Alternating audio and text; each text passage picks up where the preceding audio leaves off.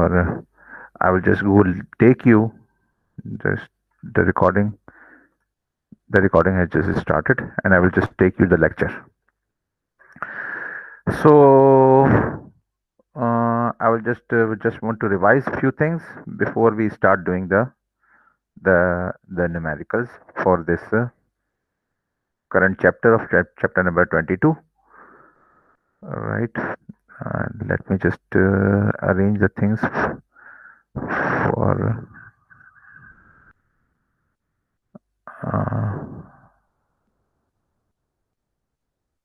okay.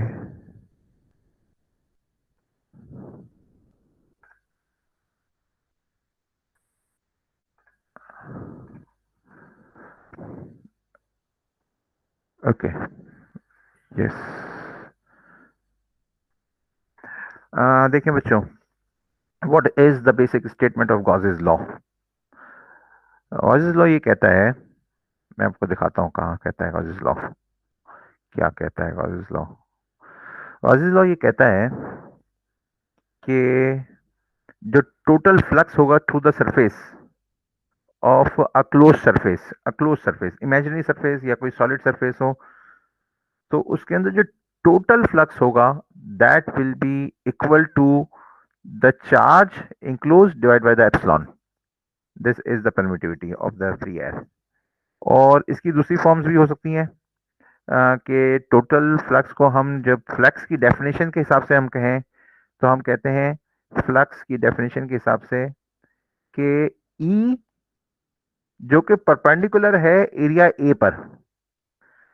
अब अगर area A जितना जितना भी एरिया है, let's say that is a circle, अगर वो एरिया सर्कल है और उसके अंदर एक पॉइंट चार्ज पड़ा हुआ है सर्कल के बिल्कुल सेंटर पे, जैसे हम करते रहे हैं, बिल्कुल सर्कल के सेंटर में पॉइंट चार्ज पड़ा हुआ है. हो सकता है कि मुझे शायद कोई डायग्राम मिल जाए. हाँ, ये अगर ये सर्कल है, ये सर्कल ले लें या बड़ा वाला सर्कल ले लें, तो ये पॉइंट चार्ज सेंटर में पड़ा हुआ है, तो होगा क्या कि the electrical field will always be in parallel with the normal to the surface. अब इसके जो सर्कल के जो नॉर्मल्स होंगे they will always be outside, और बिल्कुल ये सेंटर से जो लाइनें आउट जाएंगी that will be the normal. And because the charge is also placed at the center of the circle, the electric field lines will also be in parallel with the normals everywhere. At every point, the electrical field will be constant, क्योंकि ये एक circle है और circle की पूरी surface के ऊपर electric field will be constant. अच्छा, अगर इलेक्ट्रिक फील्ड को अगर हम यहाँ पे देख लें छोटे सर्कल पे, तो will be different from the electrical field which is on the outer surface, outer circle, but the fact will remain same that the electric field at all the points on this smaller circle will also be same. E की value same होगी, यहाँ पर भी same होगी, पूरे circle पे different होगी, इस वाले छोटे सर्कल से बड़े सर्कल पे डिफरेंट होगी, लेकिन कांस्टेंट होगी पर सरफेस एरिया पर, जो सर्कल की बाउंड्रीज है उसके ऊपर कांस्टेंट होगी, और जो इसके नॉर्मल के साथ पैरेलल होगी. That is the fact. तो जब इलेक्ट्रिक फील्ड कांस्टेंट होती है, where was the general form, हाँ, जब कांस्टेंट होती है इलेक्ट्रिकल फील्ड, तो हम इसको जो है ना इस तरीके से शो कर देते हैं कि the field is just the perpendicular field. लेकिन अगर कोई एंगल बना रही हो तो हम कर देते हैं कि भाई वो cos थीटा के साथ, इसके साथ वो वाली डायरेक्शन ले लेंगे जो नॉर्मल उसकी एरिया की डायरेक्शन के साथ होगी, तो cos थीटा आ जाता है वो. अच्छा, और अगर cos थीटा लिखा हुआ होता है that is also called scalar product. तो ये डॉट, ये स्केलर प्रोडक्ट कहलाती है, और इसका मतलब यही होता है कि e multiply by d a multiply cos theta. Cos theta को अगर गायब करना हो तो इन दोनों को वेक्टर फॉर्म में लिख दिया जाए. देखें यहाँ पे ई है, वेक्टर फॉर्म में नहीं लिखा हुआ, यहाँ पर भी ए वेक्टर फॉर्म में नहीं लिखा हुआ, लेकिन जब हमने डॉट लिख दिया तो this is a scalar product, और इसको हमने वेक्टर फॉर्म में लिख दिया, तो this is called scalar product. Scalar product में कॉस थीटा आ जाएगा, तो फिर ये आपको यहाँ पे स्केलर हटा सकते हैं, आप वेक्टर हटा सकते हैं. और what is the main point of the scalar product? Scalar product will always have scalar output. जो फ्लक्स है that is has no direction, it's just a magnitude. तो इसका मतलब है कि इसकी जो प्रोडक्ट होती है, इसका रिजल्ट होता है प्रोडक्ट का, दो वेक्टर्स की प्रोडक्ट का जब स्केलर प्रोडक्ट लेते हैं तो जो प्रोडक्ट आती है, जो रिजल्ट आता है, दैट इज नॉर्मली स्केलर, और उसकी वैल्यू गिवन होगी the enclose charge divide by the epsilon. ये एक बड़ा आसान सा बिल्कुल फार्मूला है, और ये ज़िंदगी काफ़ी आसान करता है आपकी आगे भी, because normally in chapter number 2 we have found electrical field at various points from some charge configurations, और उसके अंदर बहुत ज़्यादा इन्वॉल्व था इंटीग्रेशन। लेकिन अगर कोई ऐसी सर्विस ले लें जिसका इंटीग्रेशन डी ए बड़ा वेल नोन हो, जैसे सर्कल का जो एरिया होता है, जो तो वो हमें पता होता है, area d A, integral of D A is area. अगर सर्कल के ये जो शो करता है ना, ये this circle on the integral, this is called close surface. So that's why अगर एरिया का अगर हम ले लें सर्कल का, तो वो बिल्कुल आ जाता है 2 पाई r स्क्वायर। स्फेयर का ले लें एरिया ऑफ द स्फेयर, वो आ जाता है 4 पाई r स्क्वायर। और अगर सिलेंडर का ले लें एरिया, तो सिलेंडर के ऊपर नीचे की सरफेसेस को हटा दें, जो फ्लैट सरफेसेस होती हैं सिलेंडर में, और सिर्फ सिलेंड्रिकल सरफेस लें, सिलेंड्रिकल सरफेस, तो उसका एरिया बड़ा नोन सा होता है 2 पाई r और मल्टीप्लाई बाई एल। सही है, तो ये आपको आ जाता है उसका मतलब ये कि उस सर्कल का पहले तो हमने ले लिया सरकमफ्रेंस 2 पाई r, और मल्टीप्लाई कर दिया एल से, the length of the cylinder. तो ये बहुत ही आसान हो जाता है कैलकुलेट करना। यहाँ तक मैंने आपको बताया कि ये गॉसेस लॉ की स्टेटमेंट है। अच्छा, अब आगे चलते हैं। ये वेरियस, ये हमने चीज़ें लास्ट टाइम क्लास में की हुई थी, इसको हमें करने की ज़रूरत नहीं है। ये टॉपिक हम बाद में स्टार्ट करेंगे, पहले हम ये टॉपिक के एंड में चले जाते हैं, और वहाँ पे हम न्यूमेरिकल्स लिख लेते हैं। न्यूमेरिकल्स कौन से पेज पे है मुझे याद नहीं है। अच्छा चलें ट्राई करते हैं, कौन से पेज पे थे, काफ़ी आगे होंगे। अच्छा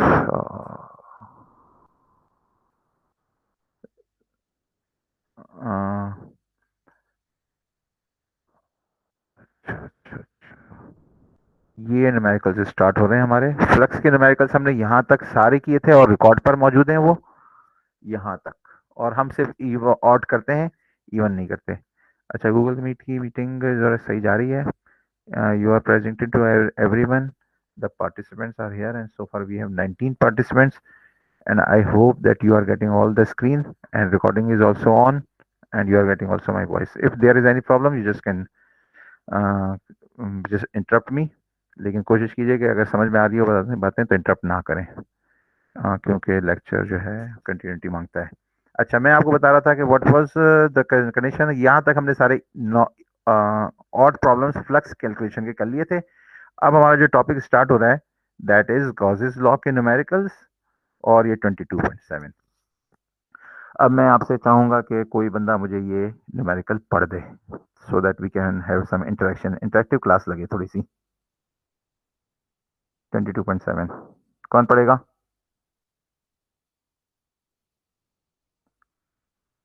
जी जैन, आप हैं? Yes. Okay, just go through it 22.7। Okay. As discussed in section 22.5, human nerve cells have a net negative charge, and the material in the interior of the cell is a good conductor. If a cell has a net charge of minus 8.65 picocoulomb, what are the magnitude and direction, inward or outward, of the net flux through the cell boundary? सही है। तो अब एक बार से तो मैं बताऊं आपको कि सवाल समझ में आता है नहीं, इसको तो बड़ी तफसील से पढ़ना पड़ता है कि सिनेरियो है क्या, पूरा सेटअप बनाना पड़ता है। तो मैं आपको एक्सप्लेन करता हूँ कि ये सेटअप क्या है। वो ये सेटअप है कि एक ह्यूमन सेल है, और इसका इन्होंने डायमीटर भी नहीं दिया, रेडियस भी नहीं दिया, और हम समझ लेते हैं कि कोई क्लोज बॉडी है, क्लोज सरफेस है, जो हम गॉसेस लॉ में टर्म इस्तेमाल करते हैं, that is close surface.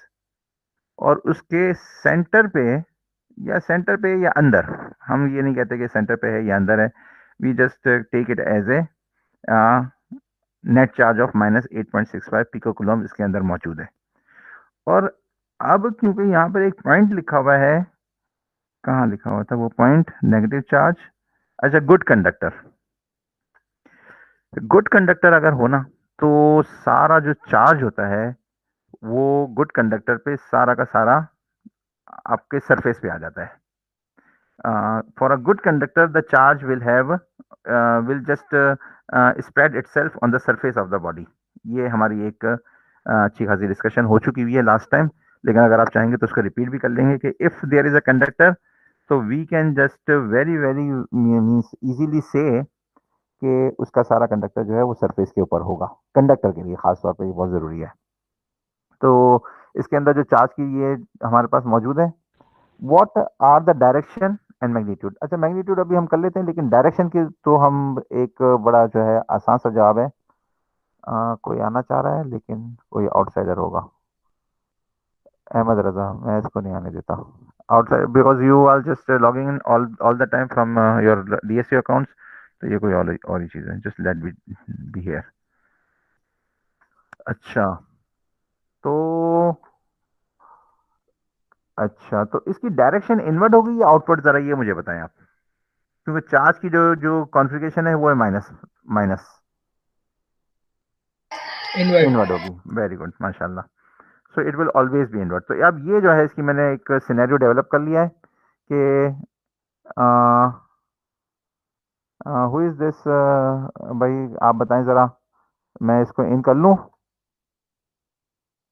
Outside है ये? यस सर, कर लें, कर ये लें? क्लास का ही है सर। सही है। अच्छा, सही है, ठीक है, ओके। तो ये 2.13 चल रहा था ना? कौन सा चल रहा था? 2.7। 2.7 नीचे चला गया। 2.7, 2.7 कहाँ गया? ये रहा 2.7। अच्छा, तो अंदर चार्ज कितना है? -8.65, और हमें टोटल फ्लक्स मालूम करना है। देखें सवाल, देखें सवाल के स्टेटमेंट के, what they have asked, if the cell is a net charge of this, what are the magnitude and direction. Direction हम डिस्कस कर चुके हैं, इट विल बी इनवर्ड। अब मैग्नीट्यूड मालूम करना है। तो मैग्नीट्यूड मालूम करने के लिए हमें पता है कि गॉसेस लॉ इस्तेमाल कर सकते हैं। गॉसेस लॉ ये कहता है कि अंदर जितना भी चार्ज हो डिवाइड बाय द एप्सिलॉन। तो एप्सिलॉन की वैल्यू है this, the charge is pico coulomb इसलिए -12। तो ये आ गया सिंपल सा आंसर, और माइनस आया है। This minus just shows that the flux is inward. Minus को हम इन्वर्ट लिखते हैं, और ये हमने कूलम लॉ इस्तेमाल कर लिया है, और ये कूलम लॉ होने की वजह से हमें टोटल फ्लक्स मालूम चल गया। अदरवाइज हम टोटल फ्लक्स मालूम करने के लिए क्या, अगर कोई दूसरी कोई फॉर्म इस्तेमाल करते, तो that would have been a very very difficult. Hello sir. हाँ जी, बोले बोले। सर ये जो डायरेक्शन आपने बताई है इनवर्ड है, ये फिर से बता दे कैसे पता चला है? देखिए, नेगेटिव डायरेक्शन में होता है ना, मैं आपको दिखाता हूँ। इस पेज को ज़रा याद रख लें, 748, और फिर जो है हम ऊपर चले जाते हैं कहीं पर, बल्कि ऊपर जाने में ज़रा देखना पड़ेगा कौन से पेज पर है। नेगेटिव चार्ज में हमेशा जो फ्लक्स होता है ना, या इलेक्ट्रिक फील्ड भी होती है, that is always inward negative charge के लिए, और पॉजिटिव चार्ज के लिए ऑलवेज आउटवर्ट। ये आप याद रख लें। ये ऊपर जो है गॉसेस लॉ जब स्टार्ट होता है ना चैप्टर, तो वहाँ पे हमने इसको बहुत डिटेल में किया था। तो I am just not going there. आप अपनी पीडीएफ खोल लें और ऊपर जाके पेरूज करके देख लें। ये 748 था, 748 था। मैं देखता हूँ आपको कुछ बता सकूँ। यहाँ से कुछ, यहाँ से ये देखें, ये नेगेटिव में हमेशा negative, the electric field is always towards the negative charge. तो ये वाली बात हो गई। तो ये बात हो गई, जरा कोई कोई क्लिक कर लेते हैं इसको। अच्छा, यहाँ पर थे हम लोग, तो इन्वर्ट हो गई और मैग्नीट्यूड ये आ गया। तो आप लोग कहें कि हाँ समझ में आ गया, तो मैं आगे चलो। 22.9, क्योंकि गॉसेस लॉ हमने इस्तेमाल कर लिया है। अगर गॉसेस लॉ ना होता, कूलम्स लॉ से हमें करना पड़ता, तो this would have been a very very difficult task के कैसे पता करते। या फिर अगर कोई और इसकी फॉर्म भी लेनी पड़ती, इस वाली form, E A, flux is always E A, the field and the area. तो अब सेल का एरिया भी इन्होंने नहीं दिया हुआ, और फील्ड भी, डिस्टेंस भी नहीं पता कि कितना है उसका, डिस्टेंस तो नहीं दिया हुआ उन्होंने, सेल की डायमेंशंस नहीं दी हैं, तो इसलिए हमें ये करने का बहुत ही प्रॉब्लम। लेकिन ये बात पता है कि वो क्लोज सरफेस है, तो this is the beauty of the Gauss's law. Anyway, just moving further. 22.8 हो सकता है एग्जाम में आ जाए, लेकिन हम यहाँ पे सॉल्व नहीं करेंगे। और एग्जाम में जो आते हैं सवाल वो इवन में से भी आ सकते हैं, ऑड में से तो नहीं आएंगे।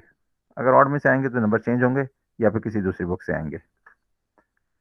अच्छा, अ चार्ज पॉइंट दूसरी बुक से भी नंबर चेंज हो सकते हैं, so be very careful. A charge paint is spread in a very thin uniform layer over the surface of the plastic sphere of diameter 12.0 centimetre. अच्छा, इसमें से कोई जैन के अलावा कोई पढ़ के बताएं मुझे, कोई और आए, मैं नाम लेता हूँ अगर आप लोग नहीं। जी जी प्लीज आए। क्या पढ़ना सर, जी पढ़ना क्या है? ये पढ़ना है 22.9, नजर आ रहा है A 22। charge, yes sir, पढ़ लेते हैं सर. हाँ A charge paint is spread in a very thin uniform layer over the surface of a plastic sphere of diameter 12 centimeter, giving it a charge of minus 35 coulomb. Thirty five Find the point electric micro Coulomb's. microcoulomb. Sorry. Find the electric field just inside the paint layer, and B just outside the paint layer. C 5 centimeter outside surface of paint layer. हाँ, अब ये जो है ना सवाल मैं आपको बताऊं कि this physics subject just can not be understood without attempting these end of the chapter numericals. और ये आपके जो अंडरस्टैंडिंग होती है ना उसको कंसोलिडेट कर देती है। अब हम ये पॉइंट काफ़ी बार डिस्कस कर चुके हैं, एक बार तो कम से कम डिस्कस कर चुके हैं कि अगर कोई, मैं आपको दिखाना भी पसंद करूंगा। अच्छा, पहले पहले सिनेरियो डेवलप कर दूं कि ये क्या सिनेरियो किया है। सिनेरियो ये है कि एक charge paint is spread in a very thin floor, charge paint. अब आप इस बात को नोट कीजिएगा, the paint is charged is, और वेरी थिन लेयर है, यूनिफॉर्म लेयर है। तो वेरी थिन जब हम बात कर लेते हैं ना तो इसका मतलब है कि उसकी हम थिकनेस को कंसीडर नहीं करते, वो नेग्लिजिबल होती है। Layer over the surface of plastic sphere, अब प्लास्टिक स्फेयर तो इन्होंने कह दिया, लेकिन इसके अंदर चार्ज जो है वो कंडक्टर ना होने की वजह से इवनली डिस्ट्रीब्यूट नहीं होगा अगर वो कोई अंदर चार्ज हम कंसीडर करें। लेकिन इन्होंने पहले से ही इन्होंने कह दिया कि चार्ज तो है ही सिर्फ सरफेस पर, क्योंकि paint is spread in a very thin uniform layer over the surface, तो ये चार्ज ऊपर ही है। जो कंडक्टिंग सरफेस का हमने जो किया था ना वो वही वाला सिनेरियो डेवलप हो गया, और कोई मजीद प्लास्टिक स्फेयर से जो है वो बात समझ में आती है कि कंडक्टर नहीं है, लेकिन क्योंकि हमने पेंट किया है तो इसका मतलब है कि पेंट तो ऊपर ही रहेगा और चार्ज पेंट है, अंदर चार्ज सरफेस पे ही होगा चार्ज। इसका डायमीटर इज 12 सेंटीमीटर, और इसका जो टोटल चार्ज आ गया है सरफेस पे वो है -35 माइक्रोकूलम्स। अब सवाल कौन सा है? 22.9, मैं देखता हूँ। अच्छा, थोड़ी सी सीक्वेंस इसकी स्कैनिंग में पता नहीं क्या हुआ कि 22.7 नीचे चला गया, और मैंने तो सीक्वेंस सही रखी थी, स्कैनिंग तो सही की थी लेकिन उल्टा हो गया। अच्छा, 22.9 कहाँ गया? नहीं आया, मैंने किया तो था 22.9, ये रहा 22.9। अब ये जो है स्फेयर को मैंने सर्कल से ही शो किया क्योंकि थ्री डायमेंशन में इस वक्त मैं नहीं शो कर सकता। और रेडियस है 6 सेंटीमीटर, क्योंकि डायमीटर इन्होंने दिया है 12 सेंटीमीटर है तो रेडियस 6 सेंटीमीटर होगा। क्लियर? और चार्ज, जो टोटल चार्ज है जो सरफेस के ऊपर टोटल चार्ज है दैट इज -35.0 माइक्रो कूलम्स, तो ये हो गया -10⁻⁻6। अब सवाल क्या है? सवाल क्या करते हैं? सवाल ये कह रहे हैं कि पार्ट ए में just inside the paint layer, inside the paint layer Gauss's law क्या कहता है कि अगर कोई enclose, what is they have just find the electric field inside the layer, तो वो ये कहता है गॉसेस लॉ कि अगर कोई चार्ज अंदर नहीं है, क्योंकि क्योंकि फ्लक्स होता है ई इंटू ए, तो एरिया तो जाहिर है कोई ना कोई है इनसाइड लेयर का पेंट का, लेकिन ई जीरो है तो फ्लक्स भी जीरो होगा। तो कॉजेस लॉ कहता है कि e A is equal to the enclose charge divide by the epsilon, यानी ई ए का मतलब है कि फ्लक्स। अब यहाँ पे इन्होंने फ्लक्स नहीं पूछा, यहाँ पे इन्होंने हमें इलेक्ट्रिक फील्ड पूछी है, ई पूछा है सिर्फ। लेकिन कॉन्सेप्ट पॉइंट किया है कि वो कहता है गॉसेस लॉ कि the total flux which is equal to E A is equal to the enclose charge divide by the epsilon.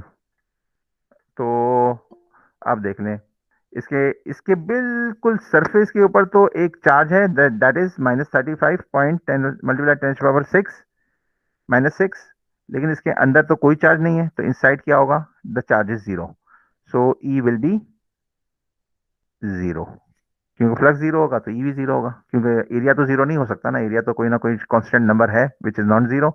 तो e A is equal to charge enclose divide by epsilon. मैं बहुत ज़्यादा थोड़ा सा लंबा कर रहा हूँ, अगर आप लोगों को कोई एतराज़ हो कि भाई ये चीज़ समझ में आ गई है तो छोटा करें, तो आप मुझे कोई बता देगा ना कि समझ में आ गई बात, तो आई will just skip it quickly. लेकिन अगर किसी को नहीं समझ आ रही अभी भी, तो वो भी सवाल भी कर सकता है। ये वाला पॉइंट अगर आपको ना समझ में आ रहा हो तो आप ये देख सकते हैं गॉस लॉ की मेन स्टेटमेंट के अंदर कि अ, ये जो मेन स्टेटमेंट में तो यही है ना कि इंक्लोज चार्ज, तो इंक्लोज चार्ज जीरो हो जाएगा यहाँ पे, इंक्लोज चार्ज इज जीरो। अच्छा, मैं आपको यहाँ पे बताता चलूँ एक बात कि आप लोगों ने रिक्वेस्ट की थी कि ये लिखा हुआ होता है ना तो समझ में नहीं आता, तो इसको अगर रियल टाइम में लिखा जाए तो मैं आपको बताऊं कि मैंने वो पेन जो होता है स्क्रीन पे लिखने वाला, वो यूनिवर्सिटी की तरफ से ऑर्डर कर दिया हुआ है। यूनिवर्सिटी हमें सपोर्ट कर रही है फॉर ऑर्डरिंग दीज थिंग्स, तो उन्होंने कहा कि आप अपना अपना परचेज कर लें, तो मैंने वो दराज पर से उसको ऑर्डर कर दिया। बाकी टीचर्स ने भी वही वाला सेम मॉडल इस्तेमाल करना शुरू कर दिया हुआ है। तो as soon as that writing pad is delivered to me, तो वो उसको हम इस्तेमाल करना शुरू कर देंगे। तो थोड़ा सा जो है, अगर हो सकता है कि रियल टाइम एनवायरनमेंट वाला वो जो जो कन्वेंशनल स्टाइल होता है हमारी क्लास का, वो शायद आ जाए। लेकिन उसको भी ज़रा सीखना, थोड़ा सा हाथ साफ करना थोड़ा सा मुश्किल है, उस पर राइटिंग करना। मैंने करके देखी थी किसी के टीचर पे, तो वो ज़रा आसान नहीं थी, उसके अंदर वो टेढ़ा मेढ़ा बहुत हो जाता है। लेकिन विद प्रैक्टिस टीचर्स बहुत एक्सपर्ट हो गए हैं, तो इंशाल्लाह मैं भी एक्सपर्ट हो जाऊंगा। अच्छा, E is equal to zero for this. अच्छा, दूसरा पॉइंट क्या है, just outside the paint layer. Outside, just outside the paint layer का मतलब ये है कि वो क्या पूछ रहे हैं कि यहाँ पे बताएं, यहाँ पे बिल्कुल सरफेस पे। अब सरफेस पे अगर कुछ हो तो हम ये गॉसेस लॉ के अंदर ये बात करते हैं कि अगर सरफेस पे कोई चार्ज हो तो we just consider it to be a charge which is just accumulated at the centre. तो ये क्या, वो वाला ई का फार्मूला हमने वो वाला इस्तेमाल कर लिया जो कि पॉइंट चार्ज का फार्मूला था, K Q divide by R square. तो K is 9 multiply 10⁻9 multiply by 35 micro, -6 की वजह से, माइक्रो की वजह से -6। और हमने इसका जो डायमीटर दिया था वो 12 सेंटीमीटर, लेकिन क्योंकि हम सरफेस के से सेंटर से अभी जा रहे हैं, तो the radius will be considered as half of the diameter, so 0.06 metres में, वो सेंटीमीटर में था 6 सेंटीमीटर, तो मीटर में 0.06 स्क्वायर हो गया। तो ये आ गया हमारे पास, ये वैल्यू आ गई, जिसको आप कैलकुलेट करना चाहें तो कर सकते हैं। Now the third point, the point C. जी बेटा बोले। सर ये आपने बी पार्ट पे वाला फार्मूला क्यों लगाया, मतलब वो वाला गॉस लॉ वाला क्यों नहीं लगाया? हाँ, गॉसेस वाला क्यों नहीं लगाया? गॉसेस वाला क्योंकि यहाँ पे हमें क्यों लगाया, वो भी लगा सकते हैं शायद, लेकिन ये कि यहाँ पर हमें फील्ड मालूम करनी थी। सिनेरियो देखें क्या है, फील्ड मालूम करनी है इस पॉइंट पे, और हम जब कहते हैं कि सारा अगर कोई चार्ज सरफेस पे हो तो we can just take it as a charge which is centred at the centre, इसको लंप अप करके सेंटर से हम ले लेते हैं। तो ये एक न्यूमेरिकल है, अभी आगे आएगा, उसके अंदर उन्होंने पूरा ग्राफ वगैरह भी शो किया हुआ है, और यही न्यूमेरिकल एग्जाम्पल में भी किया हुआ है, लेकिन वो बहुत थोड़ा सा इनहेंस्ड है, तो वहाँ पे आपको थोड़ा और क्लियर हो जाएगा। लेकिन ये वाला हमने इलेक्ट्रिकल फील्ड मालूम कर ली है इससे, सही है। अच्छा, अभी चलते हैं आगे।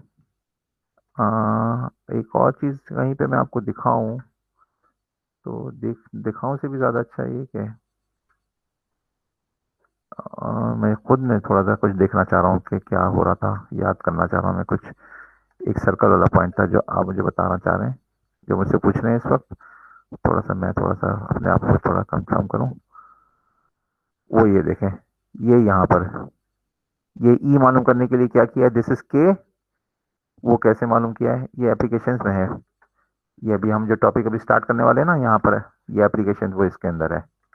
तो ये इन्होंने ई मालूम करने के लिए गॉसेस लॉ से इस्तेमाल करके कूलम्स लॉ ड्राइव किया है यहाँ पे। पहले तो हमने गॉसेस लॉ को कूलम लॉ से जो है वेरीफाई किया, अब गॉसेस लॉ से उल्टा गए और कूलम्स लॉ हमने यहाँ पे इसको, कूलम्स लॉ को ड्राइव कर लिया है यूजिंग गॉसेस लॉ। ये बिल्कुल वही वाली चीज आ गई, कूलम्स लॉ, हालांकि इस्तेमाल किया गया था हमने गॉसेस लॉ। तो वही वाली बात है, गॉस लॉ भी इस्तेमाल कर सकते हैं। ये यानी न्यूमेरिकल एग्जांपल तक मुझे आने दें नेक्स्ट में, तो फिर आपको ये वाला पॉइंट शायद क्लियर हो जाए, थोड़ा सा मुझे भी हो जाएगा कि क्या बात हो रही है। लेकिन एनीवे पॉइंट चार्ज को हमने इस्तेमाल करके ये इस्तेमाल कर लिया। अच्छा, अब जो ये सवाल कर रहे हैं नेक्स्ट पार्ट 748 पे हमारे न्यूमेरिकल्स हैं, और थोड़ा सा नीचे जाएंगे और हम 22.9 पे थे। तो अब 5 centimetre outside the surface of the paint layer. तो ये कह रहे हैं कि भाई अब यहाँ पे मालूम करके दो 5 सेंटीमीटर अवे, जो मैंने अभी बनाया नहीं है पॉइंट, लेकिन अगर ये 5 सेंटीमीटर अवे होगा तो ये सेंटर से कितना अवे हो जाएगा, 6+5। तो हमने यहाँ पे 6+5 ले लिया और ये 11 हो गया, मीटर्स में कन्वर्ट कर लिया। बाकी सारी कैलकुलेशन वही है, सिंपल कैलकुलेशन कर ली और ये हमारे पास 5 सेंटीमीटर आउट अवे पर हमारे पास 5 सेंटी ये आ गया। तो ये क्योंकि पॉइंट चार्ज की बात हो रही है ना, तो गॉसेस लॉ और Coulomb's law just are just same for finding out Q, finding out E. अच्छा, अब आगे। लेकिन हाँ सर, ये कंफ्यूजन तो रहेगी ना कि हम कब क्या फार्मूला इस्तेमाल करें नहीं, इलेक्ट्रिक अभी फील्ड। तो आप इतने सारे न्यूमेरिकल सॉल्व कर लेंगे कि आप इतने क्विक हो जाएंगे कि आपको कोई कंफ्यूजन नहीं हो जाएगी। It's just a matter of becoming थोड़ा सा क्विक होने की जरूरत है, वो सॉल्व करने की जरूरत है न्यूमेरिकल्स। अच्छा, ये वाला हो गया। अब सर, ये मुझे ये बताएं, इस जो सबसे कुछ फर्स्ट न्यूमेरिकल सॉल्व किया था उसमें आपने। 22.7। जी। हाँ सही है। इसमें देखें कोई भी एरिया भी मालूम नहीं था, सर्कल भी नहीं मालूम था हमें, एरिया नहीं मालूम था। We just took the close surface, okay. और क्लोज सरफेस के लिए हमारे पास कोई शेप भी नहीं पता था, सेल की क्या डायमेंशन है। तो उन्होंने टोटल फ्लक्स मालूम करने का कहा था यहाँ पर, और अच्छा। यहाँ पर जो है ना अभी इन्होंने टोटल फ्लक्स मालूम करने का नहीं कहा। 22.9 में यहाँ पे इन्होंने ई मालूम करने का कहा है। तो अच्छा। ई का फार्मूला जो है ना गॉस लॉ और कूलम्स लॉ का, वो एक ही फॉर्म इख्तियार कर लेता है। और सर, मुझे ये बताएं कि आपने डिवाइड किससे किया था टोटल ये फ्लक्स को? ये देखें अ, किस कहाँ पर, 11 से। हाँ, ये क्वेश्चन नंबर 1 में आपने डिवाइड किससे किया था उसमें उसमें नहीं टोटल किया फ्लक्स? था ना, नहीं किया था ना, डिवाइड किया ही नहीं था, क्योंकि वहाँ पे तो कुछ मौजूद ही नहीं था हमारे पास डिवाइड करने के लिए, एरिया ही नहीं मालूम था 22.7 में। ये देखिए। 22.7 में क्यू अपॉन ई ले लिया था सिर्फ, ये पूरा और प्योर गॉस लॉ है। अच्छा टोटल अच्छा। फ्लक्स मालूम करने के लिए क्यू अपॉन ई अच्छा। एप्सिलॉन। और चूंकि ये आपने ये नेगेटिव साइन आपने क्यों लिए, ये इसके लिए? नेगेटिव, ये नेगेटिव चार्ज इन्होंने लिखा हुआ है, नेगेटिव है। ओके। Okay, thank you. अच्छा, अब चलते हैं 22.11 पे। कौन पढ़ेगा इसको जैन के अलावा, कोई पढ़ेगा इसको? देखिए मैं बताता हूँ कौन पढ़े। जी भाई, Zeeshan Ahmed, you with us. Zeeshan Ahmed पढ़े please. Zeeshan, Yes, sir. Good, nice to have you. जी, जी पढ़े 22.11। 6.20 point charge is at the six center point of two 6.2, हाँ 6.20 कहते हैं, 6.2 कहते हैं, सही है, ठीक है, सॉरी इंटर कर दिया मैंने, माफ करना। the cube with the sides of length 0.500 m. What, metre. what is the electric flux through one of the six faces of the cube? B. How would your answer to part or A change if the sides were 0.250 meter long? Explain. हम्म, अब देखें आपने reading किया है और किसी को भी समझ नहीं आया, पहली बार में किसी को समझ आ भी नहीं सकता, मैं भी कम से कम 2-3 बार पढ़ूं सवाल तो मुझे समझ में आता है। हो सकता है ये मेरी अपनी लैकिंग हो, आपको पहली बार में समझ आ जाता हो, लेकिन सिनेरियो डेवलप नहीं हो रहा मेरे जहन में अभी तक एक बार पढ़ने से। मैं इसको दोबारा पढ़ता हूँ फिर सिनेरियो डेवलप करता हूँ। A 6.2 microcoulombs point charge is at the center of a cube। अब सेंटर ऑफ द क्यूब जो है मैं आपको शो करता हूँ, 22.11 ऊपर होगा, हाँ सही है, थोड़ी डायरेक्शन आप देख लीजिएगा इसको। तो ये है, इसकी साइड है 0.5 मीटर, और ये एक क्यूब है और इसके सेंटर में एक क्यू पड़ा हुआ है, क्यू पड़ा हुआ है, और क्यू का मैग्नीट्यूड मौजूद है, दैट क्यू इज 6.2, और ये क्यूब के बीच में पड़ा हुआ है। अब ये पूछ रहे हैं पॉइंट ए में what is the electric flux through one of the 6 faces of the cube. एक फेस में से सिर्फ इलेक्ट्रिक फ्लक्स बताएं। अब एक फेस में से इलेक्ट्रिक फ्लक्स मालूम करना तो एक बहुत ही मुश्किल काम है।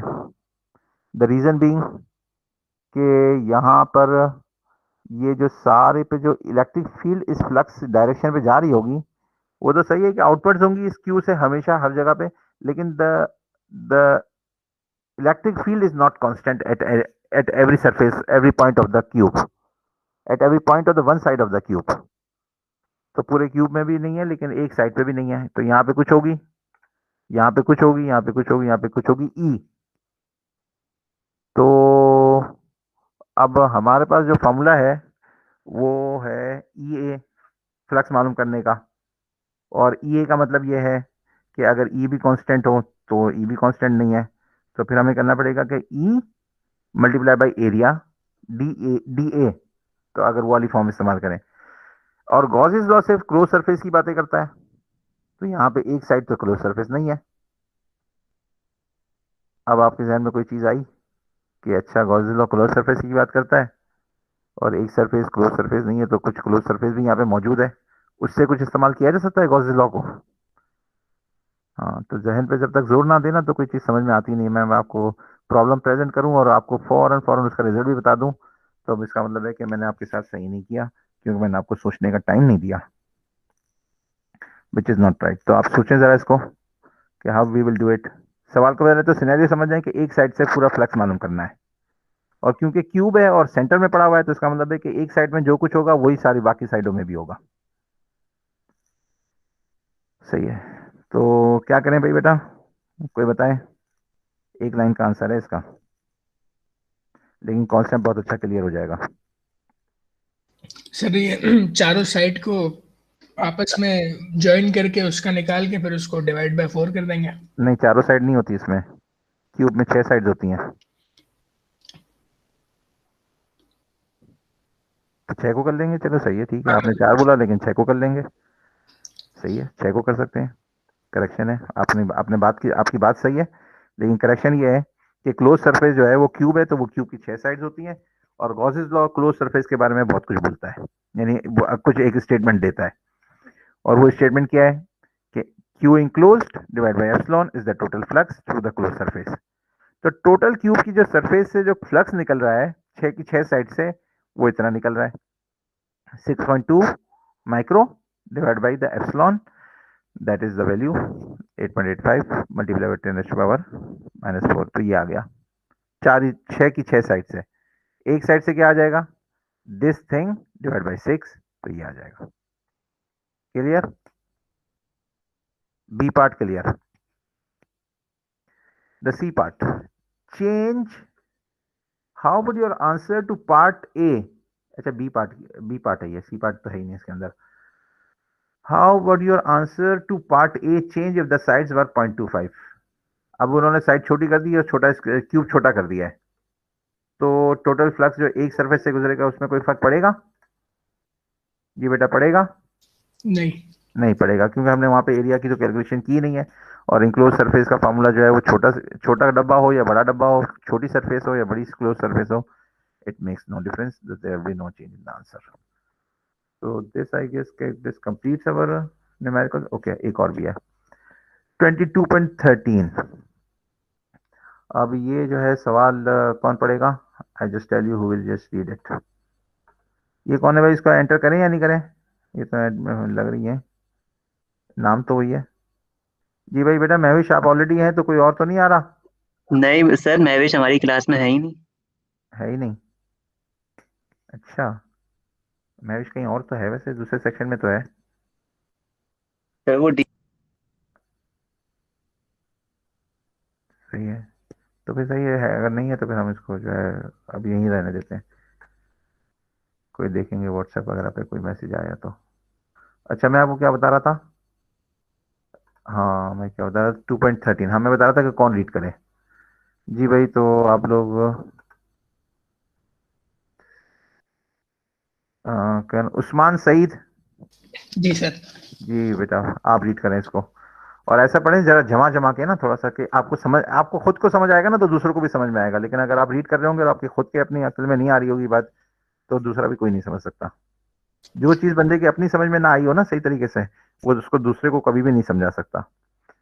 तो it's also true for a lecture, if you are just not very clear about the concept which you are just teaching, तो फिर आप जो स्टूडेंट्स को भी है ना वो कोई बहुत अच्छी नॉलेज नहीं दे सकेंगे. That's the main point. So you should have double the practice than your student, so that आपके कॉन्सेप्ट ज़्यादा अच्छे हों. ठीक है. और मैं आपसे पहले जो है पढ़ता हूँ पहले चीज़ें, और सारे न्यूमेरिकल्स अटेम्प्ट करता हूँ, और फिर मैं जब आपके पास आता हूँ तो फिर जो है चीज़ को पहले से गुजार के आया हुआ होता हूँ. ठीक है, चलें. 22.13. A point charge of positive 5 microcoulomb is located on the x-axis at x is equals to 4 meter next to a spherical surface of radius 3 meter centered at the origin. A. Calculate the magnitude of the electric field at the x is equals to 3 meter. B. Calculate the magnitude of the electric field at x is equals to negative 3 meter. C. According to Gauss's law, the net flux through the sphere is zero because it contains no charge. Yet the field due to the external charge is much stronger on the near side of the sphere, that is at x is equals to 3 meter, than on the far side at x is equals to negative 3 meter. How then can the flux into the surface on the near side equal the flux out of it on the far side? Explain. A sketch will help. A great question. A great question. A very good thing. So मुझे भी इसके ऊपर काफ़ी देर सोचना पड़ा, और मैंने भी ये वाला पॉइंट जो है, point C was just a challenge, जो कि मैं थोड़ा सा टाइम लगाया, and then I just use the sketch. जब मैंने स्केच ड्रॉ किया, then I just come up with the answer. तो पहले तो मैं आपको सिनेरियो बता दूंगा क्या है. A point charge of 5 microcoulomb is located at the x-axis at x is equal to 4. तो वो कहाँ पे पड़ा हुआ है पॉइंट चार्ज? 2.13 में यहाँ पे 0.5 का माइक्रोकूलम का एक चार्ज पड़ा हुआ है at x is equal to 4. अब ये 4 जो है उन्होंने क्या लिया है? इट्स मीटर लिया है. सही है. तो ये मीटर पे यहाँ पे 4 पे एक चार्ज पड़ा हुआ है. अच्छा, दूसरा क्या रखा हुआ है? Next to the spherical surface of radius 3 centred at the origin. तो एक सेंटर पे एक स्फेयर पड़ा हुआ है. क्या पड़ा हुआ है? सर्कल नहीं, स्फेयर, बॉल पड़ी हुई है, और उसका रेडियस 3 है. तो इसका मतलब है कि ये जो चार्ज है 5 माइक्रोकूलम्स का, जो 4 पे पड़ा हुआ है, 4 मीटर पे पड़ा हुआ है, वो आउटसाइड हो गया इससे, स्फेयर से. तो उन्होंने पूछा है पहले तो कि भाई आप ये करें कि पार्ट ए में calculate the magnitude of electric field at X is equal to 3. तो जो x इजिकल टू 3 पे जो मैग्नीट्यूड फील्ड मालूम करेंगे, तो हमने कहा कि E एट 3 मालूम कर लो. तो उसका बड़ा फार्मूला सा आसान है. इसका और इसका डिस्टेंस कितना है? एक 4 पे पड़ा हुआ है क्यू, और मालूम करना है 3 पे. तो इसका मतलब है कि द फासला जो है इसका r is just is equal to 1 metre. तो हमने कहा कि ई मालूम करने का फार्मूला होता है के क्यू अपॉन आर स्क्वायर. तो के की वैल्यू रखी, क्यू पॉइंट चार्ज था, तो पॉइंट चार्ज वाला फार्मूला इस्तेमाल हो रहा है ई मालूम करने के लिए. पॉइंट चार्ज की वैल्यू रखी, डिवाइड बाई 1 स्क्वायर रख दिया, क्योंकि मीटर 1 मीटर था. तो ये इसकी वैल्यू आ गई 4.5. सर हाँ, एक्सप्लेन कर दें, समझ नहीं आया. डिस्टेंस समझ में आ गया? आर स्क्वायर 1 क्यों लिया है? नहीं सर, नहीं समझ में आया ये. अच्छा, देखें फिर समझें. मैं जो चीज़ समझता हूँ ना कि बहुत ही ज़्यादा क्लियर है, फिर मुझे उसको ज़्यादा समझाते हुए ना थोड़ा थोड़ा सा झिझक होती है कि यार कुछ सामने वाले कहेंगे क्या चीज़ समझा रहे हो ना, इतनी आसान सी तो है. तो मुझे अच्छा चले, ये 5 माइक्रोकूलम्स का एक पॉइंट पर चार्ज पड़ा हुआ है 4 पे, और एक स्फेयर है जो कि सेंटर्ड 0 पे पड़ा हुआ है, और उसका डायमीटर नहीं, उसका रेडियस 3 है. तो ये स्फेयर पड़ा हुआ है और ये चार्ज है, और इस स्फेयर के अंदर कोई भी चार्ज नहीं है. तो इन्होंने ये पूछा है कि इस पॉइंट पे इलेक्ट्रिक फील्ड कितनी होगी 3 पे. तो हमने कहा कि भाई इस पॉइंट का जो डिस्टेंस होगा इस पॉइंट पे एट एक्स इजिकल टू 3 पे, ये स्ट्रेट लाइन है तो 1 होगा, क्योंकि ये 4 है, ये 1 है, तो ये 1 डिफरेंस 1 होगा, इसलिए आर 1 हो जाएगा. और यहाँ पे इलेक्ट्रिक फील्ड मालूम करनी है, तो के क्यू अपन आर स्क्वायर का फॉर्मूला लग जाएगा. आगे चलूं या नहीं? सर ये रिपीट कर दीजिएगा सर, समझ ही नहीं आया सर बिल्कुल भी. अच्छा, अच्छा, आप में से किसको समझ में आया है जरा बताएं. जैन, आपको समझ में आया?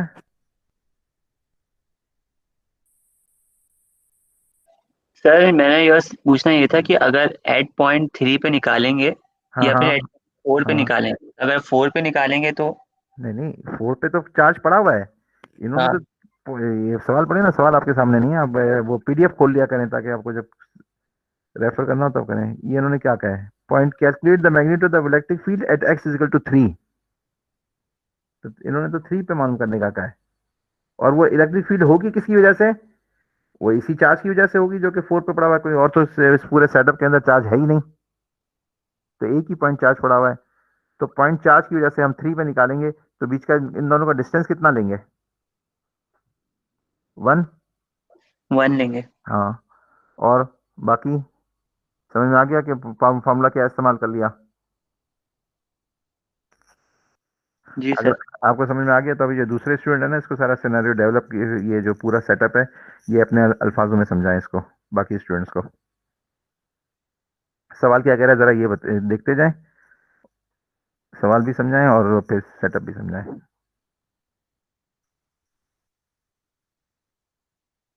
समझाएं। 5 माइक्रोकूलम कहाँ पड़ा हुआ है, कहाँ रखा हुआ है, बताएं कहाँ रखा हुआ है। जी बेटा आप बताएं, जिसने सवाल किया था अभी जैन के बाद जिसने सवाल किया था वो बताएं, 5 माइक्रोकूलम कहाँ रखा हुआ है, यहाँ रखा हुआ है ना, x is equal to 4 metre पे। तो मैंने यहाँ पे ड्रॉ कर दिया x is equal to 4 metre, यहाँ पे 4 पे ये ड्रॉ कर दिया कि 5 माइक्रोकूलम 4 पे रखा हुआ है, ये 5 माइक्रोकूलम है। कहाँ पे रखा हुआ है, x इज इक्वल टू 4 पे।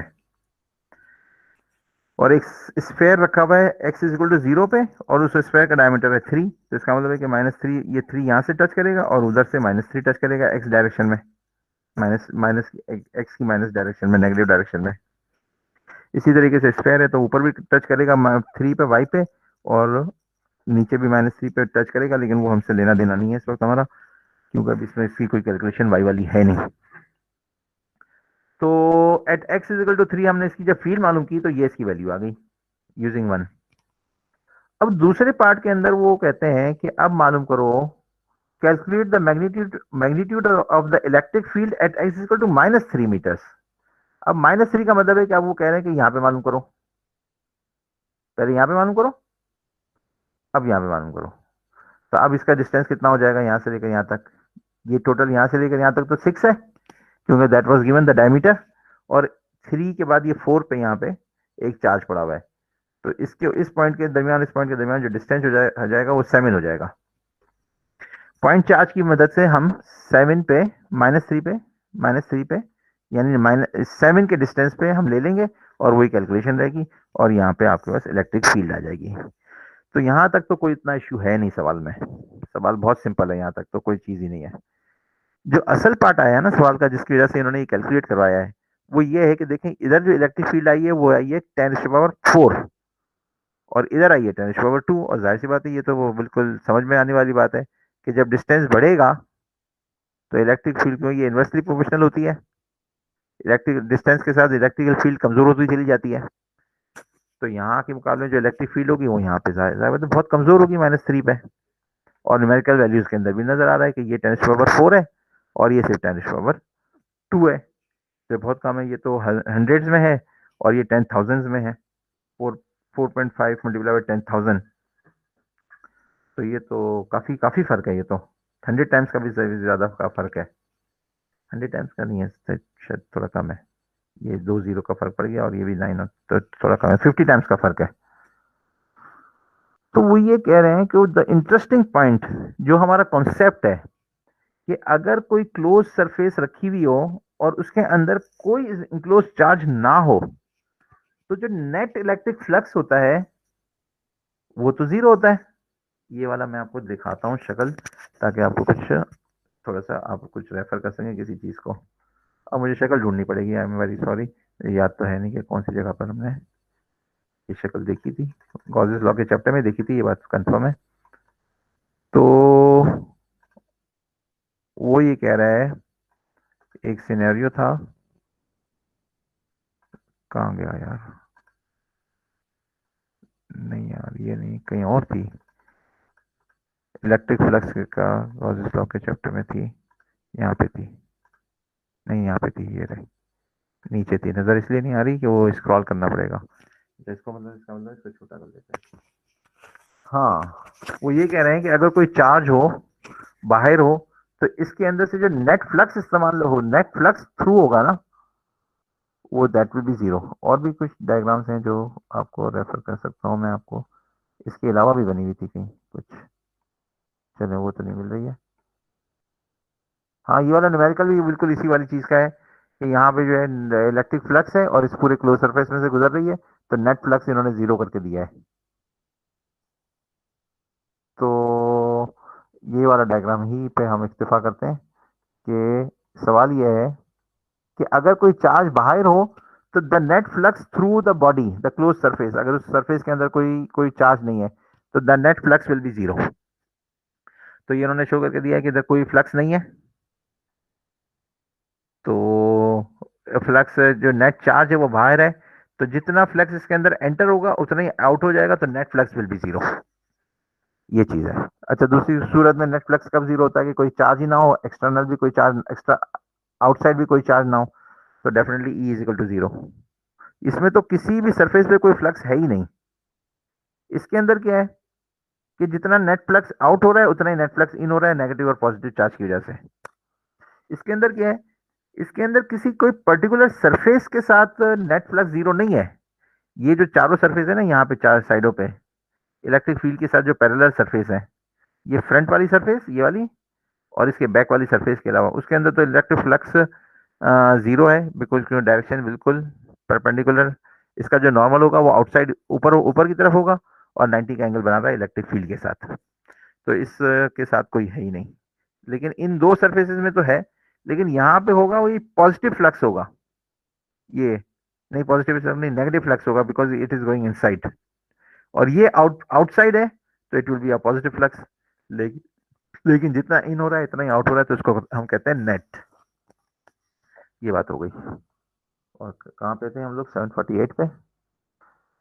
The interesting part of this question is, जो चैलेंजिंग है और सोचने में आपको मजबूर करेगा, कि वो ये कह रहा है पार्ट सी में, according to Gauss's law the net flux, क्या कह रहे हैं भाई, कौन आया है ये भाई, कौन है, नहीं है कोई, चला गया, ओके। अच्छा, according to the Gauss's law the net flux through the sphere is zero because it contains no charge. Gauss's law तो ये कहता है कि कोई चार्ज ना हो अंदर तो net flux should be zero. लेकिन yet the field due to the external charge is much stronger on the near side of the sphere at x is equal to 3 than on the far side at x is equal to -3। तो अगर यहाँ पे इतनी strong electric field है, ये देखें यहाँ पे, ये देखें, ये देखें यहाँ पे, ये पॉइंट जो है यहाँ पे रखा हुआ है, इतनी स्ट्रॉन्ग इलेक्ट्रिकल फील्ड है यहाँ पे इस पॉइंट पे।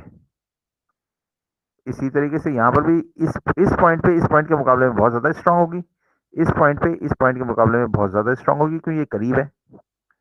तो जब ये इलेक्ट्रिक फील्ड इतनी यहाँ पे स्ट्रांग है और फ्लक्स तो होता ही E मल्टीप्लाई बाई ए है, तो यहाँ से इस लाइन को अगर हम सेंटर से खींचें ऊपर से लेकर नीचे तक और इस पैर को दो हिस्सों में तकसीम कर दें, 180 की लाइन खींचे बीच में सेंटर से, तो 180 डिग्री पर ऊपर खड़ी लाइन खींचे, तो यहाँ का एरिया और यहाँ का एरिया तो बराबर होगा सरफेस एरिया, अगर हम स्फेयर को दो हिस्सों में काटते हैं।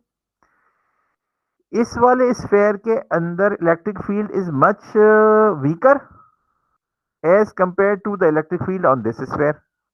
मतलब पॉइंट टू पॉइंट की बात हो रही है कि जो जितना पॉइंट यहाँ पर होगा उसी के कॉरेस्पॉन्डिंग यहाँ पर इलेक्ट्रिक फील्ड काफी कम होगी, इसमें ज्यादा होगी क्योंकि ये करीब है, वो दूर है, आर स्क्वायर ऊपर अपॉन में आ रहा है।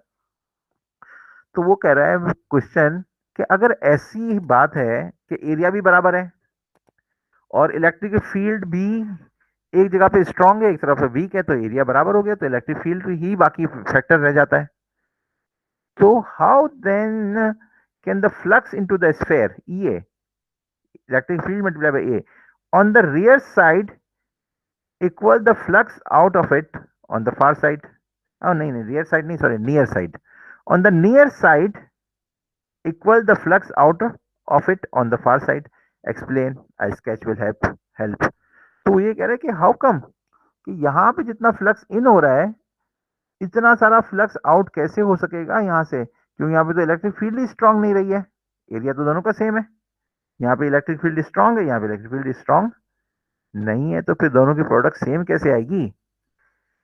So that was a question, just pushed me to think a bit कि यार बात तो सही कर रहा है, इलेक्ट्रिक फील्ड तो यहाँ पे स्ट्रांग है, यहाँ पे नहीं है, एरिया दोनों का बराबर है, तो एरिया को तो कॉमन निकाल के खत्म कर दो, E should be equal to E, क्योंकि एरिया तो बराबर था, तो स्केच विल हेल्प। तो मैंने इसके बारे में सोचा, एक बात तो कंफर्म है कि गॉसेस लॉ की ये क्या कहता है, गॉसेस लॉ ये कहता है कि if there is no enclose charge, the net flux which is entering into the closed surface will be equal to the net flux which is going out of the closed surface, out of that same closed surface। तो ये Gauss law कहता है, तो हम कह सकते हैं Gauss law की वजह से कह दिया, लेकिन भाई कुछ साबित तो करोगे कि हो क्या रहा है। तो फिर मैंने स्केच बनाया और यहाँ पे जो है मैंने इसको लिया आउटसाइड चार्ज और ये सारे मैंने नॉर्मल्स ड्रॉ किए। For you will also have to draw this sketch and convince yourself that जो मैं आपको बताऊंगा इसको आप कन्विंस करने के लिए आपको अपने पार्ट पे थिंकिंग करनी पड़ेगी, बिकॉज देयर इज नो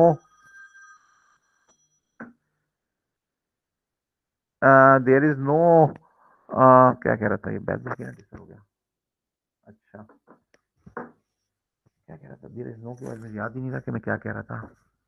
हाँ मैं कह रहा था कि there is no numerical part here, कोई नंबर्स वगैरह तो है नहीं कि सामने आ जाए और आपको समझ में आ जाए कि अच्छा ये बात है 1+1 हो गया या 2+2 हो गया या 2 × 2 हो गया। यहाँ तो सिर्फ सोच की बात है कि वो कह रहे कि कैसे ये बराबर हो जाएगा। तो मैंने स्केच बनाया ना, तो मुझे 1-2 स्केच बनाने पड़े और फिर भी इतना फेयर स्केच मैं नहीं बना सका। स्केल और अगर मैं कंपास लेके इसको सर्कल को सही बनाता तो मैं बना लेता, लेकिन मुझे एक बात पता चल गई सिर्फ कि flux is always equal to the cross product, और क्रॉस प्रोडक्ट का मतलब होता है कॉस थीटा। तो ये जो यहाँ पे तो फील्ड तो डेफिनेटली स्ट्रांग है, यहाँ पर फील्ड तो डेफिनेटली स्ट्रांग है, लेकिन जो हमें बराबर का एरिया भी बराबर है दोनों का, दोनों साइड पे, लेकिन हमें जो दोनों फ्लक्स मालूम करने हैं ना दोनों का, तो वो E multiply by a is equal to E multiply by a नहीं है दोनों साइड पे, कि यहाँ पर E और यहाँ पर E और यहाँ का एरिया और यहाँ का एरिया, यहाँ का एरिया और यहाँ का एरिया दोनों सेम है, लेकिन हमें इंटीग्रल लेना है और इंटीग्रल में कॉस थीटा भी आता है, EA into cos theta. So the answer here is that the angles are changing. Field is definitely reducing here, लेकिन यहाँ पर जो है एंगल्स जो है वो कम है फील्ड और नॉर्मल्स के दरमियान, ये नॉर्मल है और ये इसकी फील्ड है, तो यहाँ पे एंगल्स कम होने की वजह से कॉस थीटा क्या होता है, कॉस और 0 इज 1, तो एंगल जितने कम होंगे उतने ज्यादा वैल्यू क्लोज टुवर्ड्स द 1 होगी। तो एंगल यहाँ पर कम है और यहाँ पे एंगल जो है कॉस थीटा के बड़े बड़े आ रहे हैं, इसका मतलब cos theta will be a very very small number, and eventually when you will just go to find out this electrical flux through the form of EA into cos theta here and then EA into cos theta here, they will come out same. That was the explanation.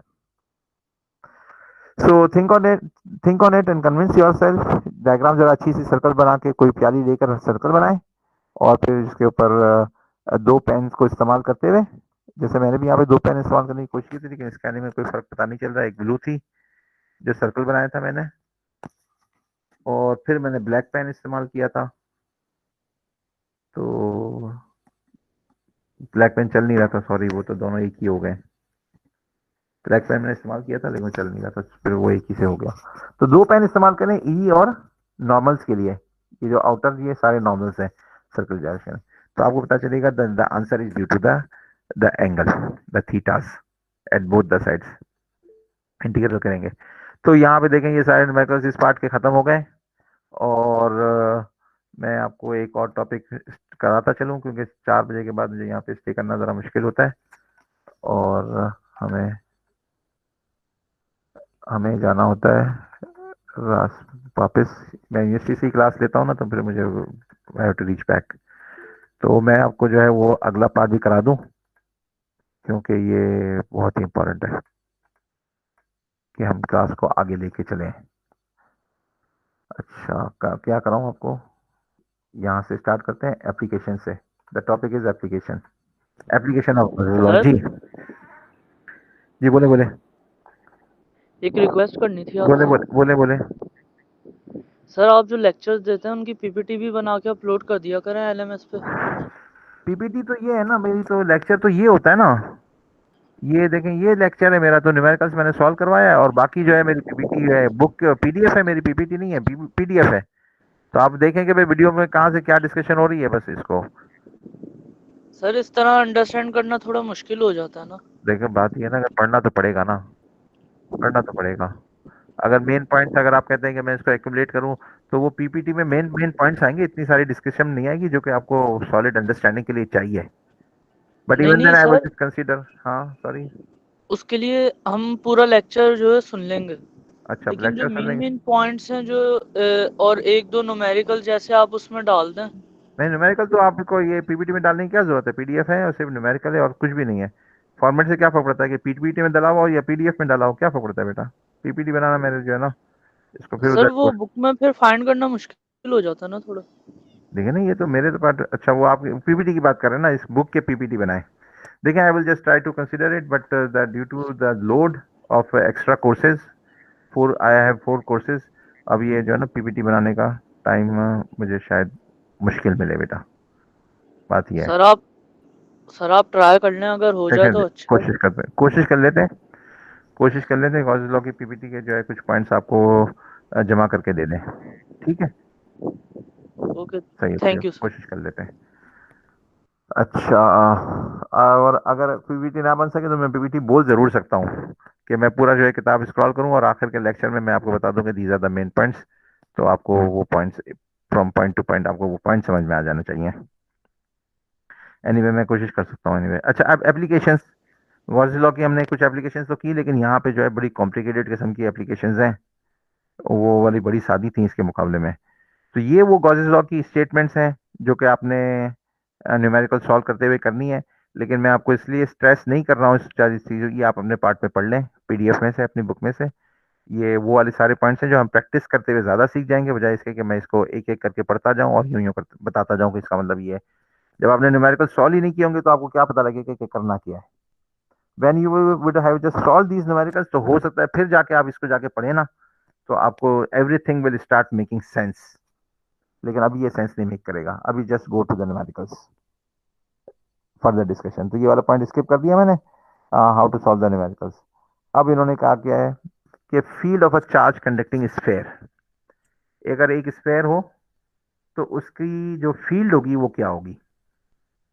Charge conducting, conducting sphere is the main point here. अभी हम numerical करके आए conducting वाला जो surface पे था। तो for a conducting sphere all the charge will be just distribute itself, all the charge will distribute itself on the surface. This is the main point which we have just covered in very detail in last lecture. आप उसकी recording निकाल के देख लीजिएगा, वो यहाँ पर भी लिखा हुआ है आपका पॉइंट। मैं आपको बता देता हूँ कहाँ पर लिखा हुआ है, थोड़ा ढूंढना पड़ेगा मुझे, लेकिन ये कि मैं बता दूंगा। थोड़ा सा ढूंढना पड़ेगा,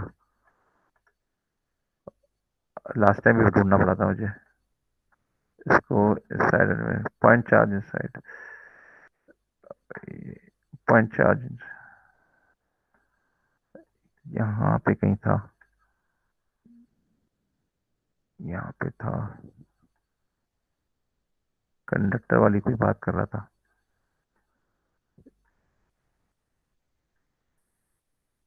कहाँ गया यार, ये कहीं ऊपर था, मैंने आपको लास्ट लेक्चर में भी ढूंढ के दिखाया था कि ये यहाँ पर है, लेकिन ये क्या अभी मुझे इसमें से the total flux to the, देखते हैं कहाँ गया।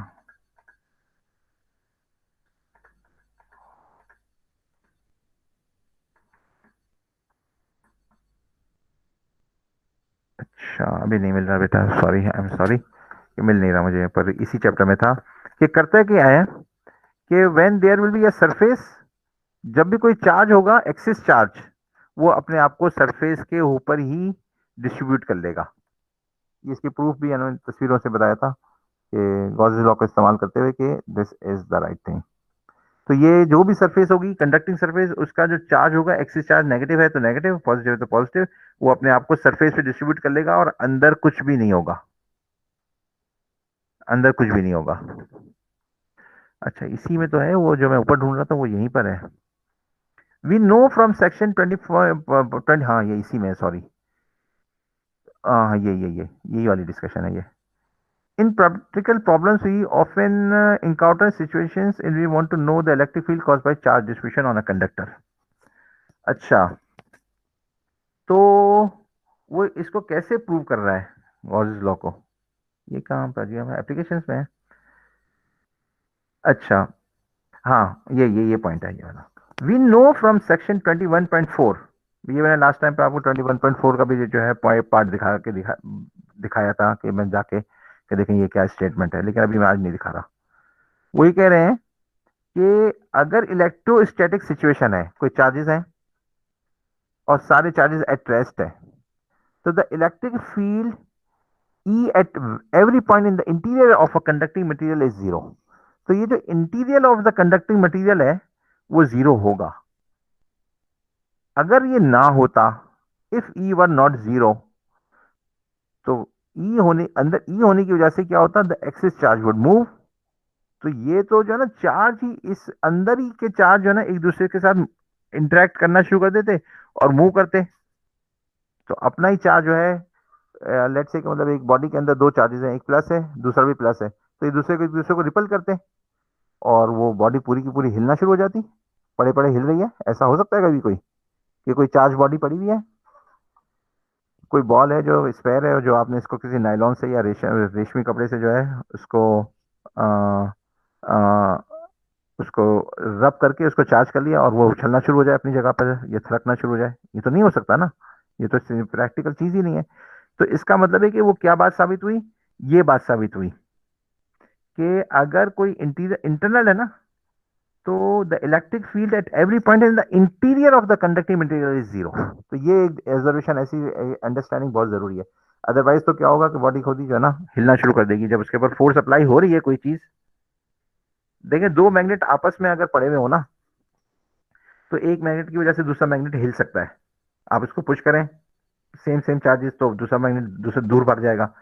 या फिर आप इसको करीब लेकर आए कोई साउथ एंड नॉर्थ पोल को, तो दूसरा मैग्नेट अट्रैक्ट हो जाएगा। ये बात तो समझ में आती है।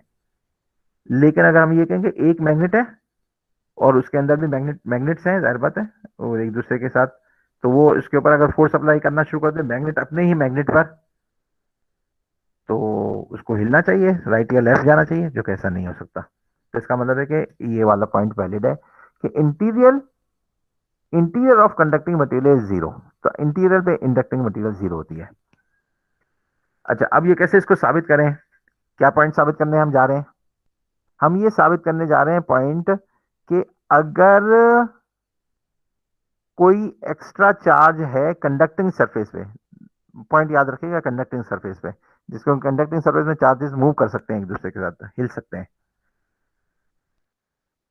तो मतलब ये कि कंडक्ट करके इधर से उधर जा सकते हैं, सरफेस पे जा सकते हैं। अगर आप सेंटर में करेंगे तो वो सेंटर से सरफेस पे चले जाएंगे कंडक्टिंग सरफेस, और इंसुलेटिंग सरफेस है तो वो ये नहीं हो सकेगा।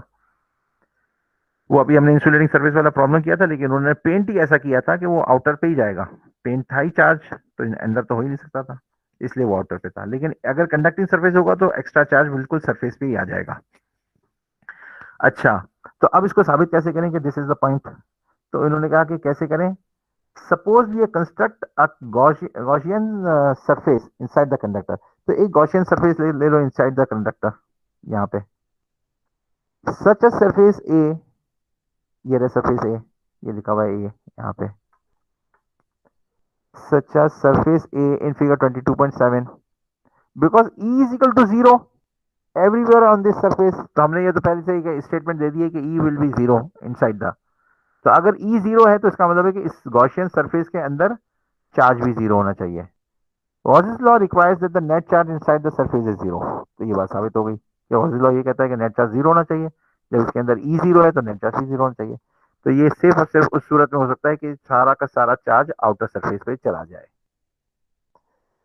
ये बात यहाँ पे इन्होंने जो है और मजीद डिटेल में समझाई हुई है, लेकिन हमें सिर्फ यहाँ पे इतना समझना है, याद रखना है कि बस यहाँ पे आउटर सरफेस पे चला जाएगा। अब हम चलते हैं एप्लीकेशंस में, और एप्लीकेशन है field of a charge conducting sphere. एक कंडक्टिंग स्फीयर है और इसके ऊपर चार्ज है, आउटर पे आया हुआ है, तो इसकी फील्ड मालूम करो कहाँ पे, इंटरनल और इस डिस्टेंस पे और दूर और मजीद 2r पे। r तो ये है इसका जो स्फीयर का जो रेडियस है दैट इज r, और एक r यहाँ पर हो गया मजीद अवे फ्रॉम द स्फीयर, तो ये 2r हो गया, दिस इज 2r। और ये तीसरा जो हो गया ये 3r हो गया, because this is further 2r away from the surface of the sphere. तो ये 2r 3r हो गया, ये 2r हो गया, ये r हो गया। तो अब हमने कहा कि भाई इनसाइड ऑफ द सरफेस तो ई जीरो होती है, तो मालूम क्या करना है, ई मालूम करना है। तो ई हमने कहा कि इंटरनल जो बॉडी होती है उस पर तो जीरो होती है, तो ई को प्लॉट किया, ये ई प्लॉट हो गई zero for all the Rs which are within the sphere. यानी कोई भी R, small R equal to और लेस देन, कोई भी R less than this capital R, ये सारी ये जो सारे आर हैं ये एक्स एक्सिस पे, ये देखें इस आर से छोटे हैं, यहाँ पे आर रखें तो ये सारे छोटे होंगे, इस साइड पे लेफ्ट पे टुवर्ड जीरो, ओरिजिन की तरफ जीरो होंगे, तो for that E will be zero. अच्छा अवे, अवे का मतलब है कि outer of the sphere, it value यहाँ पे बिल्कुल सरफेस से बिल्कुल आउटर, तो यहाँ पे 0.4 से हम ये मालूम है हमें कि वो क्या होगा, कूलम्स लॉ से भी पता है कि इसकी ये स्टेटमेंट होगी, लेकिन अभी हम कूलम्स लॉ नहीं डिस्कस कर रहे हैं, we just want to do Gauss's law discussion. तो हमने कहा कि इस एक गॉसियन सरफेस बनाओ जिसके अंदर पूरे सर्कल को इनसर्कल कर लो, अंदर ले लो, तो अंदर ले लिया, तो e A is equal to Q upon E naught. ये क्या चीज है, ये गॉसेस लॉ है, वो ये कहता है कि मल्टीप्लाई करो ई और एरिया। तो यहां पे देखें, यहां पे आइडेंटिफाई द पूरा सेटअप किया हुआ है, लेकिन यहां पे देखें ये वाला पॉइंट देखें, तो ई जो है वो हमेशा एरिया के साथ पैरेलल में, यानी नॉर्मल की डायरेक्शन में है, तो cos थीटा जीरो होता है, तो ये परपेंडिकुलर, हमने इसलिए इसको यहाँ पे परपेंडिकुलर ले लिया कि ई की वैल्यू असल में हर जगह पे कांस्टेंट है और वो बिल्कुल ए की डायरेक्शन में है, लेकिन ये कांस्टेंट है अगर, तो ये तो बाहर आ जाएगा, इंटीग्रल के कांस्टेंट तो बाहर आ जाएगा, तो integral of D A is 4πr²। Area का अगर इंटीग्रल लेंगे तो एरिया का सरफेस एरिया निकाल, स्फीयर का सॉरी, सर्कल का नहीं, स्फीयर का, तो ये एरिया 4πr² आ जाएगा। तो हमने कहा कि ये E 4πr² is equal to Gaussian law Q upon E naught. तो अब आ गया ये क्यू के नीचे ले आए, e is equal to 1/4πε0 Q upon r²। तो ये जो वैल्यू है ना, ये के की वैल्यू है, ये ऊपर भी दिया हुआ है, कूलम्स लॉ में भी डिस्कस किया था, हम नॉर्मली के इस्तेमाल करते रहते हैं, लेकिन एक्चुअल में दिस के is just coming from this epsilon value. वो कूलम्स लॉ कूलम्स कांस्टेंट कहलाता है, और ये जो है ये टोटल जो है ये पूरी वैल्यू कूलम्स कांस्टेंट है, और जिसके अंदर 4π तो कांस्टेंट्स है दो बिल्कुल, और ये epsilon is the permittivity of the free air. तो ये कूलम्स लॉ हो गया, ये यानी गॉसेस लॉ को इस्तेमाल करते हुए हमने कूलम्स लॉ ड्राइव कर लिया। फिर सुना इसको क्या हुआ कि इसके ऊपर एक सरफेस ले ली, गॉसियन सरफेस, और सर्कल ले ली, तो हमने कहा कि सर्कल का D A, integral of D A कितना आ जाएगा, ये आ जाएगा 4π²। तो ये हो गया पूरा, ये वाली साइड हो गई, ई क्योंकि ये कांस्टेंट था, डी ए, ये वाली ये साइड हो गई इक्वल टू दिस, और गॉसियन लॉ को अप्लाई कर दिया कि वो तो क्यू अपॉन ई नॉट होना चाहिए। क्यू क्या है, टोटल चार्ज जो कि इस सरफेस के अंदर है, वो सारा चार्ज था जो कि अंदर हमने क्यू सर्कल स्फीयर पे एक्यूमुलेट किया था, तो ये क्यू अपॉन ई नॉट हो गया। अब जब ये 4πr² को यहाँ पे नीचे लेकर आ गए तो ये कूलम्स लॉ बन गया, सही है। तो इसका मतलब है कि we have just derive the Coulomb's law using Gauss law. ये देखें, we have deduced Coulomb's law from Gauss's law. In section 22.3, we had deduced Gauss's law from Coulomb's law. The two laws are equivalent. इसका मतलब है कि Coulomb's law से Gauss's law आप deduce कर सकते हैं, ड्राइव कर सकते हैं, और Gauss's law को इस्तेमाल करते हुए आप Coulomb law तक पहुंच सकते हैं। जब दोनों चीजें बराबर हैं तो इसका मतलब है कि दोनों को एक दूसरे को सपोर्ट करना चाहिए, तो which this is actually the case, को सपोर्ट कर रही हैं। अच्छा, तो ये बातें हो गई, और field of a uniform line charge. अब टाइम हमारे पास थोड़ा टाइम कम रह गया, नमाज भी पढ़नी है रास्ते में, तो we will just do it in the next class, इसको भी करेंगे। और इसके बाद जो यहाँ पे हमारे एंड ऑफ द चैप्टर के इसके न्यूमेरिकल्स हैं जो स्टार्ट हो रहे हैं, वो भी इंशाल्लाह हम करेंगे। अच्छा, यहाँ पे हम देख लेंगे है क्या ये field of a uniform uniform charge, line charge. ये एक लाइन चार्ज है। अब ये लाइन चार्ज हम पहले भी कंसीडर कर चुके हुए हैं, कहां पर, इन 21.10 ऊपर। सर उसका, हाँ एक मिनट ना, उसका पेज नंबर मैंने लिख के रखा हुआ है। 21.10 कहां पर है, वो है 706 पे। तो अब 706 देख लें, ये रहा, ये एक लाइन चार्ज थी और हमने यहां से इसको निकाला था, इसकी इलेक्ट्रिक फील्ड को गॉसेस लॉ के थ्रू यूज करते हुए पूरी इंटीग्रेशन वगैरह करके हमने ये निकाला था। और हमें ये बात पता चल गई थी कि इसकी फील्ड हमेशा इसके एक्स की डायरेक्शन में होती है, आउटसाइड होती है, ऊपर नीचे नहीं होती है, वाई की डायरेक्शन में नहीं होती। ये हमने 21.10 में, तो इसलिए इसका मतलब है कि अभी तो हम ये सारी चीजें डिस्कस कर चुके हैं, रिकॉर्ड भी है हमारे पास इसका, तो अभी हम मजीद तो डिस्कस नहीं करेंगे। लेकिन we will just go again back to applications. ओहो, पता नहीं कहाँ था पेज नंबर, तो 730 को देख लेते हैं। नहीं, अच्छा हाँ, यहाँ पे। तो इसका मतलब है कि मैंने आपको ये दिखाया कि 21.10 पे ये जो हो रहा था वो ये आ गया।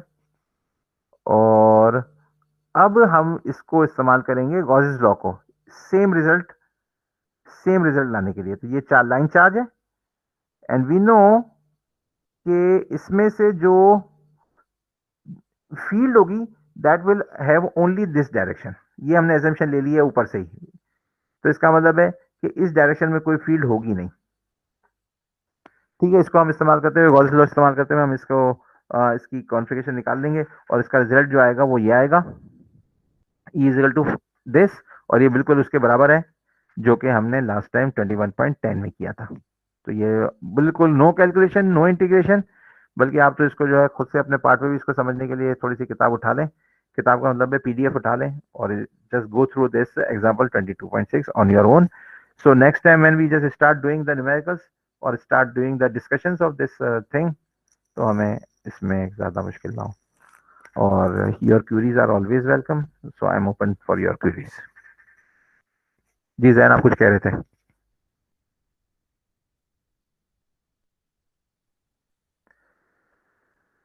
जी जैन, कुछ कह रहे थे आप? कोई और कुछ कह रहा था?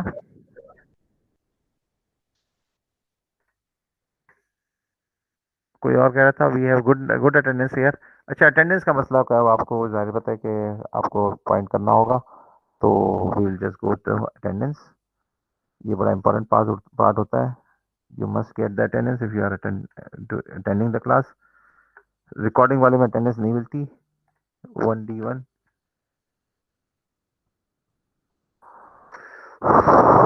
अटेंडेंस में गए और एड सेशन किया। सेशन हमारा 1:30 बजे स्टार्ट हुआ था, वही लिखेंगे हम उसको। ऑनलाइन क्लास में थोड़ा सा टाइम जो है ना कम लगाना पड़ता है, क्योंकि स्टेमिना नहीं होता फिर ऑनलाइन क्लास में, स्टूडेंट्स का भी और टीचर का भी।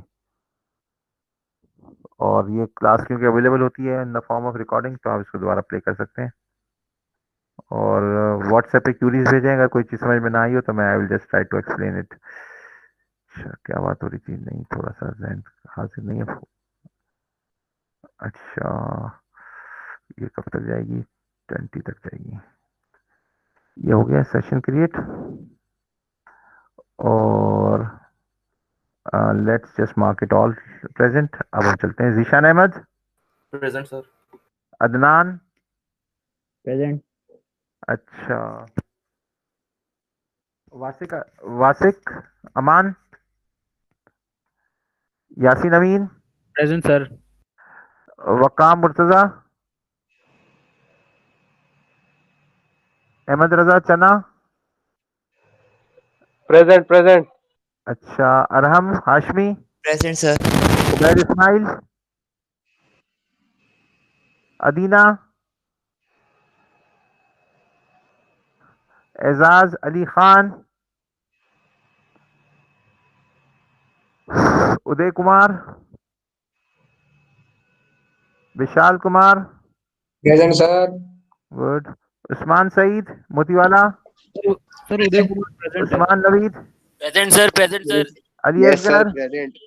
Ali Asgar, sir Ejaz Ali Khan present. एजाज अली खान, वो तो बहुत ऊपर चला गया। ये सर सामने ही है। हाँ चलो, उस्मान नवीद, यस सर। अली असगर नयानी, बाद में नहीं कहना प्रेजेंट कर दिया। Abdul Rahman, present sir. पहला वाला। सर वकाम प्रेजेंट है सर। अरे यार सबको ही दे दूं फिर तो मैं, जवाब तो देते सर नहीं उदय हो। भी प्रेजेंट है। अच्छा चलो सही है। अब्दुल रहमान पहला हेलो। वाला प्रेजेंट है। अब्दुल रहमान दूसरा वाला। Present sir. सर मैं भी प्रेजेंट हूँ। अलीबा सलीम, अच्छा वैसा प्रेजेंट है। अच्छा ये बताओ जो क्लास लेता ही सर ना हो। मेरी आवाज आ गई आपको? जी जी आ गई। अच्छा चले ये सब कहते हैं, ये बताएं कोई सर ऐसा। सर मैं भी हूँ। अच्छा ये बताएं कोई ऐसा है जो जो आता ही ना हो। Thank you. Sir Ubaid Ismail. Ubaid Ismail नहीं आते? हाँ जी सर जी, वो क्लास में ही नहीं है वो आई थिंक। और कोई? नहीं सर, बाकी सब है, सब बाकी सब होते आते हैं। हैं, होते हैं। बस ये जी सर, जी सर, उबैद इस्माइल की उबैद क्लास में। इस्माइल, उबैद इस्माइल हो गए। और फिर देखें ये सारे ये सारे ये सारे सारे, ठीक है। ओके भाई, तो प्लीज़ जो है लेक्चर को दोबारा देखिएगा और समझने की कोशिश कीजिएगा with PDF in front of you and try to do the numericals with your own hand yourself. Otherwise जो है ना चीज़ें थोड़ी सी कन्वीनियंस नहीं आता कभी भी। सही से ओके ओके, अल्लाह हाफिज़। देखें वो जो है ना वीडियो आते आते टाइम लग जाएगा काफ़ी। कहाँ गई, नज़र तो आ नहीं रहा। ये रहा, रिकॉर्डिंग जो है ना काफ़ी देर बाद आती है ना इसकी, तो फिर मैं कल ही इसकी अपलोड कर दूंगा।